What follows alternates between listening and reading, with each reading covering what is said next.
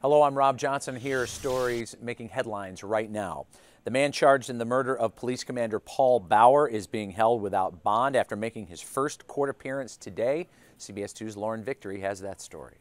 Almost 70 cops packed the courtroom here at Layton Criminal Courthouse for the bond hearing for Shamari Leggetti. He is the 44-year-old man accused of killing Commander Paul Bauer. It was standing room only as the prosecutor read the accusations against Leggetti.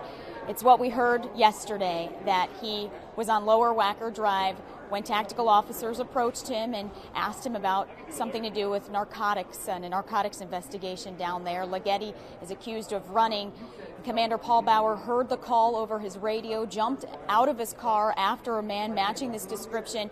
The two struggled near the Thompson Center, fell down a stairwell, and that's when prosecutors say Leggetti shot Commander Bauer 7 times. 6 of those bullets hit him in the arm, torso, wrist, head, and other parts of his body. Today at court, we learned that Leggetti was carrying a 9mm gun with a full clip. They said he had a sharp object in his hand as well.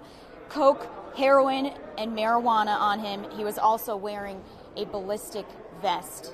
The judge listened to all of this, listened to a short plea by the defense to give a reasonable bond, and then decided that bond should be denied for Mr. Leggetti. He is charged with unlawful use of a weapon, first-degree murder of a police officer, possession of controlled substance, and one other charge of armed violence.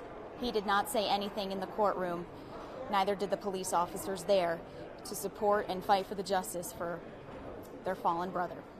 I'm Lauren Victory at Layton Criminal Courthouse, CBS 2 News. Meantime, in Florida, a former student is also being held without bond, charged with 17 counts of murder in yesterday's mass shooting at a high school there.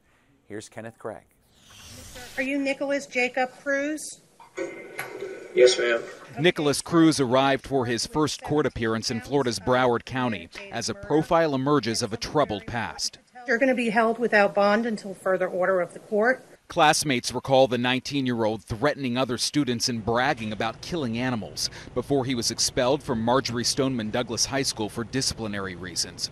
He's now charged with 17 counts of premeditated murder. The victims in Wednesday's shooting include students, a campus monitor, and a dearly loved athletic director. I feel like I'm in a dream. I don't believe this is real.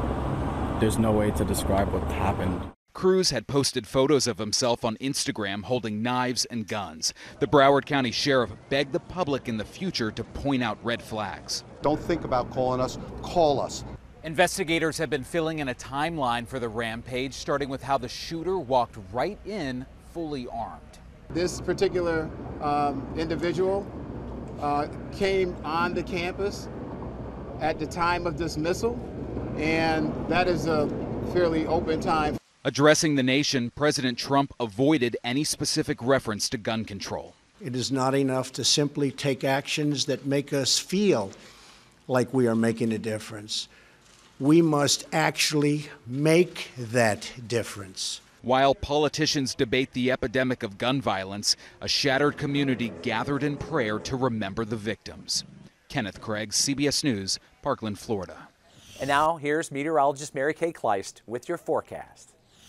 The National Weather Service has adjusted the dense fog advisory now. They've extended it until 6 o'clock, but took Cook County out of it. So the fog is especially dense for areas along I-80, places south. Add to that the rain that's moving through from Kankakee to Gary as we go through the evening. Look at Valparaiso and Rensselaer and Kankakee. Poor visibility in spots. It can drop dramatically in a very short distance. Look at this cold front, what's happening. We have 46 here. It is 78 degrees in St. Louis. That cold air is going to be moving in for us tonight, and that's going to take away the fog and shift the winds. So Friday we are looking forward to sunshine, but temperatures will struggle a bit, back to cold air. So we start cloudy, it's a dry day, and then falling temperatures with sunshine all afternoon.